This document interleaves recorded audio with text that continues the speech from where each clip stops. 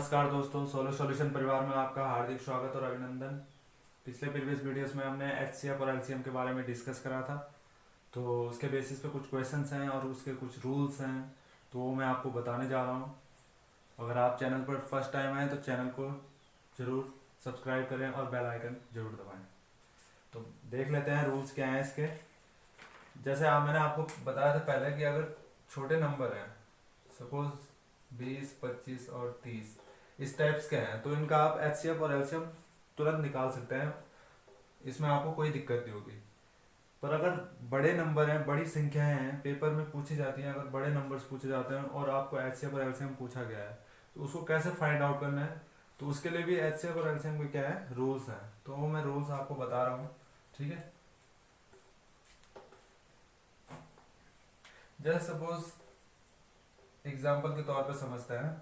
जैसे आपके पास दिया है एक 35, 60, 100, 200, 180 और 185 इस तरीके से आपको कोई नंबर दिया है आपको, ठीक है। और कहा है आपको कि इसमें फाइंड आउट करो, एचसीएफ फाइंड आउट करो। अब एचसीएफ फाइंड आउट करना है तो एचसीएफ फाइंड आउट बहुत लेंथी है, बहुत टाइम लग जाएगा इसमें। और पेपर में आ गया तो फिर एक नंबर में आएगा, दो नंबर में आएगा, उसमें सारा टाइम वेस्ट चले जाएगा। तो इसलिए शॉर्ट ट्रिक से मैं बता रहा हूँ आपको इसको कैसे सॉल्व करना है। इसमें आपने सिर्फ ये करना है कि जो मिनिमम डिफरेंस होगा, जिनका सबसे कम डिफरेंस होगा दो नंबर के बीच में, ये लिख देंगे आप इसको, कॉमन मिनिमम डिफरेंस, जिसमें सबसे कम अंतर होगा दो संख्याओं के बीच में, वही नंबर आपको क्या करना है, वही लेना है और उसको घटाना है। जो डिफरेंस आएगा वही आपका क्या है, उसका एचसीएफ होगा। अब देखो 35 और 60 का अगर डिफरेंस लेंगे तो बहुत ज़्यादा हो जाएगा। 60 100 का लेंगे इसमें भी ज़्यादा हो जाएगा, 60 200 का लेंगे इसमें भी ज़्यादा हो जाएगा। इनका मतलब घुमा फिरा के आप किसी भी नंबर का लेंगे तो जो मिनिमम डिफरेंस है वो नहीं आएगा। अब मिनिमम डिफरेंस सिर्फ हमको इसमें दिख रहा है, एक इसमें और एक इसमें। तो 185 माइनस 180 अगर करते हैं तो कितने का डिफरेंस आ रहा है, 5 का। और यही आपका क्या रहने वाला है, एचसीएफ। इस तरीके से आपने ये क्वेश्चन सॉल्व करना है। दूसरा क्वेश्चन देख लेते हैं। क्वेश्चंस के बेस पे आपको मैं ये रूल समझा रहा हूँ।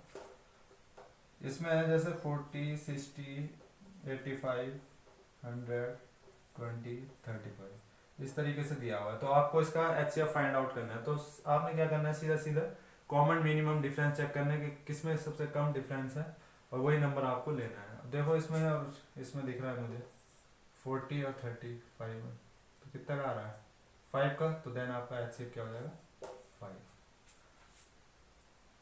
समझ आ रहा है मुझे क्वेश्चन।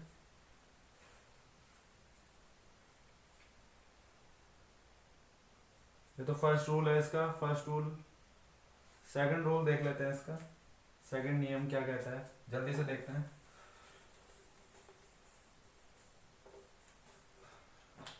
सेकंड पॉइंट है इसमें कि लगातार प्राकृतिक संख्याओं का एचसीएफ हमेशा एक होता है। अब देखो प्राकृतिक संख्या की बात कर रहे हैं इस पॉइंट में, सेकंड पॉइंट में। तो इसमें जैसे सपोज 10, 11, 12, 13, डॉट डॉट डॉट 15 इस तरीके से आपको कोई नंबर दिया है और उसमें कहा है कि इसका एचसीएफ क्या है।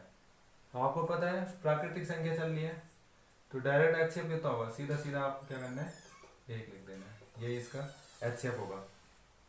थर्ड पॉइंट देख लेते हैं। थर्ड पॉइंट है इसमें, लगातार विषम संख्याओं का एचसीएफ हमेशा एक होता है। अभी हमने प्राकृतिक की बात करी और इसमें नेक्स्ट पॉइंट जो है वो है कि अगर विषम संख्याएं, अगर विषम संख्याएं चलनी है आपकी, तब इसका क्या होगा, एचसीएफ कितना होगा, तो वो भी 1 ही रहेगा। इंपॉर्टेंट पॉइंट है, नोट डाउन करते रहना।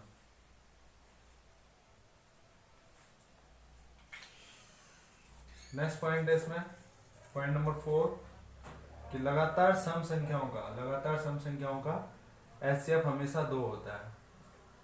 अब जैसे एग्जांपल में 2, 4, 6, 8, 10, 12 इसकी बात कर रहे हैं, तो सीधा सीधा इसका एचसीएफ कितना होगा, 2 होगा। आपको ये ध्यान रखना है, अगर सम संख्याएं होगी तो एचसीएफ 2 होगा, विषम होगी तो 1 होगा, प्राकृतिक होगी तो 1 होगा। इस तरीके से आपको ये याद रखना है, समझना है ये चीजें, पॉइंट्स को, ठीक है।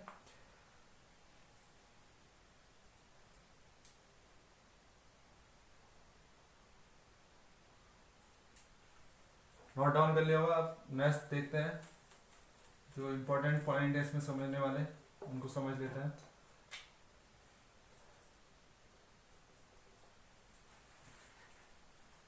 एक चीज हमने देखी, हमने अभी तक निकाले हैं कि कॉमन निकाला है ना, जैसे prime factor, HCF prime number, को प्राइम नंबर। अब जैसे को प्राइम नंबर है, इसे भी समझ लेते हैं कि सह अभाज्य संख्याएं क्या होती हैं। सह अभाज्य संख्या, अब कोई भी दो संख्याएं सपोज ले ली मैंने, जैसे 5 और 11, इन दोनों का HCF क्या होगा, एक ही होगा ना। इन दोनों का HCF कैसी संख्या है, विषम संख्या है, तो सीधा आपको पता होना चाहिए कि एक HCF आएगा। और जहां पर एक आए, मतलब जिसका अगर HCF एक हो, वो दोनों नंबर क्या हो, को प्राइम नंबर कहलाते हैं। इतना तो आपको पता है। तो अगर ऐसी कंडीशन आती है आपके पास, तो उसका HCF हमेशा एक ही होगा और एक ही रहेगा, क्योंकि 5 5 से डिवाइड होगा, 11 11 से, तो कितनी बार विभाजित हो रहे हैं, मतलब एक ही से विभाजित हो रहा है, 5 कम 5 एक से विभाजित हो रहा है, ये भी एक से विभाजित, तो सीधा सीधा क्या होगा, एक HCF होगा इसका, या एक से दोनों नंबर डिवाइड हो सकता है। तो जिन दो संख्याओं का मास पे क्या हो, एक हो, वे आपस में सहभाज्य संख्याएं कहलाती है।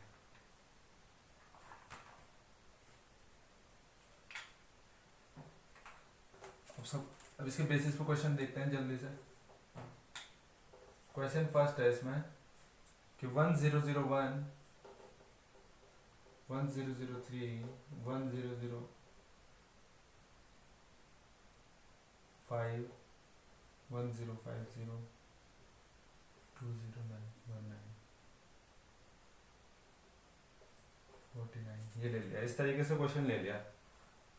अब आपको किस तरीके की संख्याएं दिख रही है, सम दिख रही है, विषम दिख रही है, या प्राकृतिक दिख रही है। मुझे तो ये संख्याएं कैसे दिख रही है, 1 3 5 49 19, तो ये कैसी संख्याएं हैं, याद है यहाँ पे 47 कर देते हैं इसको, 47, ठीक है। तो ये किस तरीके की संख्या है, विषम संख्या है। तो बताया था अभी कि अगर विषम संख्या आपको दिखती है कहीं पर, तो सीधा सीधा आपने क्या करना है, 1 HCF होगा उसका, ठीक है।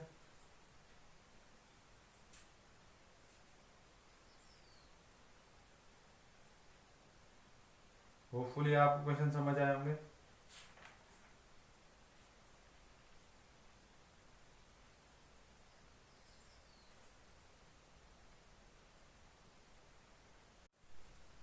अब मैंने एक फॉर्मूला लिखवाया था आपको, एक मिनट, फॉर्मूला लिखाया था ना, दो पहली संख्या, पहली संख्या गुणा दूसरी संख्या बराबर LCM इंटू HCF, इसके बराबर होता है ये, इतना बताया था पहले, ये फॉर्मूला लिखाया था मैंने आपको। इसके बेसिस पे क्वेश्चन किस तरीके से पूछे जाते हैं इनको देख लेते हैं। क्वेश्चन फर्स्ट है इसमें, जैसे दो संख्याओं का लासापा 25 20 हो, क्वेश्चन देख लो, एलसीएम इसमें अगर 25 20 दिया है और मासापा HCF आपको 20 दिया है, सॉरी 12 दिया है, तो इनमें एक संख्या 504 है, तो दूसरी संख्या क्या है, फर्स्ट नंबर जो है, फर्स्ट नंबर जो है वो आपका 504 है, तो then second number find out करना है आपको कि सेकंड नंबर क्या होगा। ये आपको गिवन है,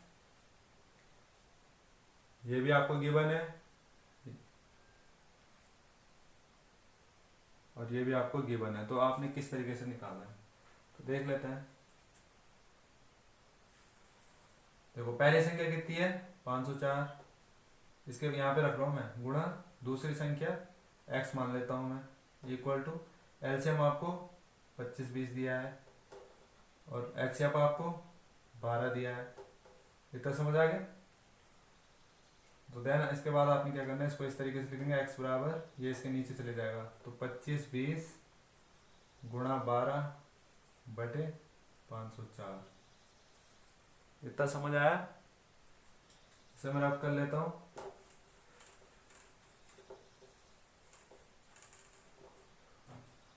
तो ये आया आपके पास x इक्वल टू 25/20 गुणा 12/504। तो इसको सिंप्लीफाई करेंगे आप, और सिंप्लीफाई करेंगे तो कितना आ जाएगा दूसरा नंबर, x इक्वल टू, अब देखो 2 छक्के 12, 2 दूनी 4, 2 15, 2 दूनी 4, इतना हुआ 252। देन इसके बाद फिर से जाएगा 2 3 जा 6, 2 1 जा 2, 2 2 जा 4, 2 6 जा 12, फिर से जाएगा 3 चौको 12, 3 दूनी 6, 42 बार गया। अब ये 42 का डिवाइड इसमें जाएगा कितनी बार, देखो 21 दोनों पहले 2 21, मतलब 2 बार गया 21 में, ठीक है। फिर 2 एकम 2, 2 4, 2 5, 2 छक्के 12, 2 0 0, 12 60 और बटे 21। फिर जाएगा 3 से देखते हैं, 3 7 21, 3 चौको 12, 3 दूनी 6, 420। तो x बराबर आया 420 बटे 7, और यहाँ से जाएगा 7 छक्का 42, तो 60। तो आपका जो दूसरा नंबर होगा वो कितना रहेगा आपका, 60। तो इस तरीके से इस पे, इसके बेसिस पे क्वेश्चन पूछे जाते हैं एग्जाम में। तो फुल ये क्वेश्चन समझ आए होंगे आपको। तो मिलते हैं नेक्स्ट वीडियो में। तो वीडियो को लाइक करें, शेयर करें, कमेंट करें अगर वीडियो पसंद आए। Thank you so much, love you too all.